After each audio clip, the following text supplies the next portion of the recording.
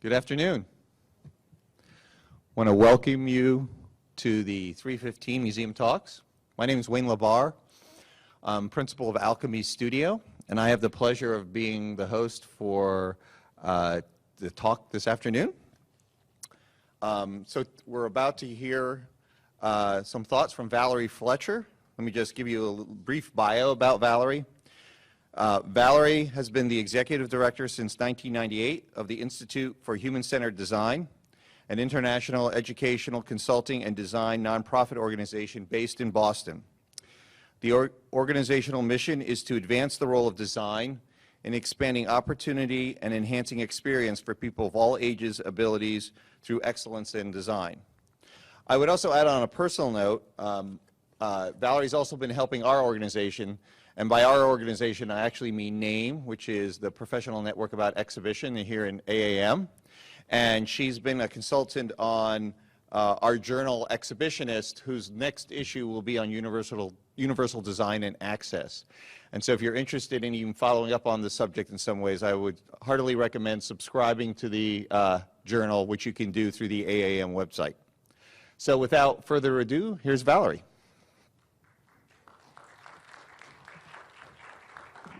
Thank you, Wayne. And I'm very grateful for those of you who've come this afternoon. I wish I could have a private chat with each of you, since those who care about these things are too few in number, and I'm always looking for allies. So expect that you are now allies. So we're going to be talking about 21st century bodies and brains, inspiration for creating richer experience. And I feel that this is something we give too little attention to, and want to really provoke a little bit today. I am thrilled with the theme of this year's AAM. I was in Seattle last year, and thrilled with the idea that it was time, and that the AAM was embracing this idea of the social mission of museums. Just starting out with that sort of overview, we're talking about social justice and diversity, race and ethnicity. We're talking about gender, age, sexual orientation, and gender identity or expression, ability, religion, geographic origin, and language background, and socioeconomic status. But I'm not talking about all those things today. I'm actually talking about the diversity that we all share, that perfection is impossible and mortality is assured. That is actually what I would like you to be thinking about as we talk about these issues today. This is about us and not about some unnamed them over there whose life experience is fundamentally different from our own. To be alive is to be vulnerable. The baseline of these ideas is the notion of design as a civil right. And the U.S. can be proud of having created the two global models that now influence how we think about these things across the world.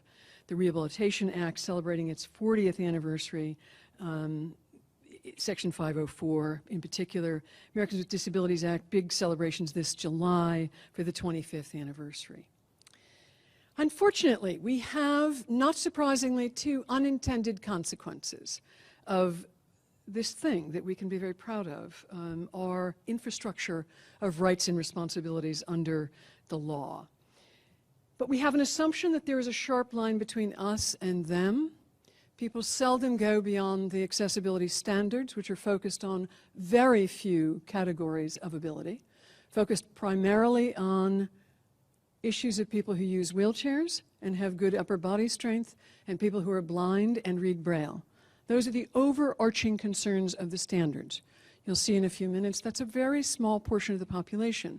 The regulations, which few folks read, are actually about something bigger than that, a bigger vision of inclusion and a bigger vision of integrated setting for everyone. Just tell me what I have to do is one of the least attractive invitations of any field I know. And when it's done in this field, you never get good work. And unfortunately, we're still not getting very good work. Why does this matter now in a way that's a little different than 25 or even 40 years ago? The 20th century impetus to social sustainability is a reflection of what we did right in the 20th century. We did so much wrong. When we talk about social sustainability, we're mostly flogging ourselves. We're talking about environmental sustainability. We're flogging ourselves for missed opportunities and poor attention to the earth for all those years in the 20th century. But on the social sustainability side, we live longer by 30 years on average and survive more across the globe. Illness, injury, congenital conditions. It is a profoundly new day in the 21st century, and we earned that through just the good fortune of being alive today. One of the things I like to remind people of is the biggest catalyst for all of our attention around design that includes is actually the aging of the world's population. Many people presume that that is about the rich nations, that that is about Japan, the United States, Western Europe. It is about a much bigger story than that. If you notice this depiction here, this chart, it is an arc that goes very sharply in one direction without any deviation. The orange is the developing world because we are a smaller part of the global population.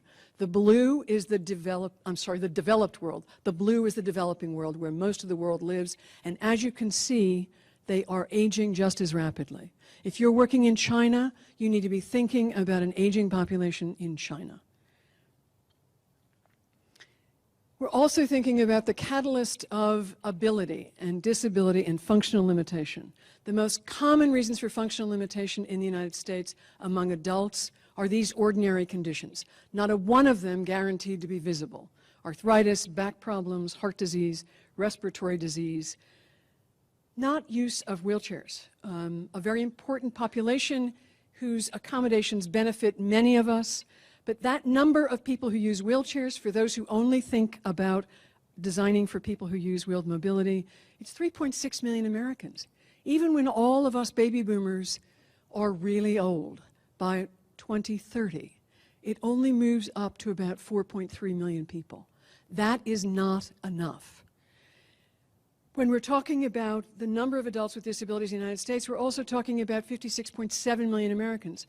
It's a sizable proportion of the population. The majority of that population would not, under any circumstance, raise their hand to say, yes, I am a person with a disability. 50% of them are over 65. I trust most of you have parents and maybe grandparents who have changes in function over the course of time, who would not under any circumstance see themselves as a person with a disability, however numerous their limitations may be. This is the world we live in, and we're fortunate to do so, but we've got to be thinking differently about creating museum experiences for the real diversity of our time. We're talking about kids, fundamentally different. We have licked most of the diseases of the 20th century that took children's lives early. We have a completely different profile of functional limitation and thus of disability in the 21st century. 80% of children with disabilities have brain-based conditions.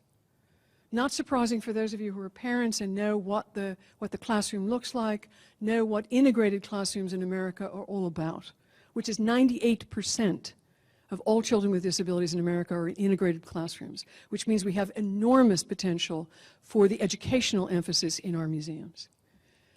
We're thinking about sensory issues. We've got to be aligning our attention to issues of aging as it relates to sensory limitations. Sight is seldom an issue of total blindness. We're looking at 0.8% of the population who are literally blind. But we're looking at 17 million people, just over 40, with visual impairments that cannot be fully corrected with glasses or surgery or contacts. Hearing, 26.7 million people 50 or over. These are enormous numbers. These people are not going to learn ASL, American Sign Language. This is a population who may be very unlikely to even own up to a hearing loss. And only 14% of this population even use hearing aids. And the brain has become the biggest story of all. We're now looking at a phenomenon of Alzheimer's. 44% of the population between 75 and 84 in the United States. 15 of those who are only 65 to 74. Autism spectrum disorder, I would imagine that among you there are people who either have a child or a grandchild or a sibling with autism spectrum disorder, or at least you know a friend, a family member who has one. 1 in 68 children today diagnosed with autism. And anxiety disorders have replaced every other kind of mental health condition as the dominant reason for a mental health diagnosis in America. We are overwhelmed with anxiety. There is no debate about it. And it's part of why I would suggest that we need desperately to be thinking about the cultural sector's role in addressing issues of stress and anxiety in the US. 40 million adults per year. Universal design, I trust that many of you know the term, a response to a changed reality, that accessibility is a floor, but it does not go far enough. I actually prefer the term inclusive design, which is more common in Western Europe, or design for all, again, more of a European term, but it's a framework for thinking differently about the human condition, about all aspects of what we design, the physical environment, information, communication, policy, and program that focuses on the user, that doesn't see the solution as separate or special.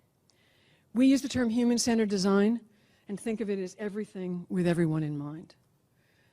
This has not missed the attention of the World Health Organization in terms of reframing how we think about human ability, how we think about what we need to do to make life viable and independent and retain a quality of life in the 21st century. They worked for 10 years and issued new definitions of disability in 2001. They basically said functional limitation in our 21st century is now a universal human condition. If we live on average 30 years longer than we did 100 years ago, if we survive illness and injury at unimaginable rates, this is now part of our lives, unless we are unlucky enough to die young. They equalized mental and physical reasons for limitations, giving equal weight to something that has become a more and more significant reality in many of our families. Functional limitation becomes disabling in this new definition when we have not designed an environment that will anticipate and accommodate this level of human diversity. And we know today that this isn't just physical. We're looking at the information environment, the communication environment, how quickly we can all be disabled without our smart devices, without an internet connection, without our reading glasses. The number of things that will completely jettison our ability to function need to be thought about holistically.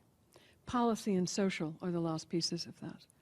And they called for inclusive or universal design as the most promising framework. This was only 4 years after the principles were first developed.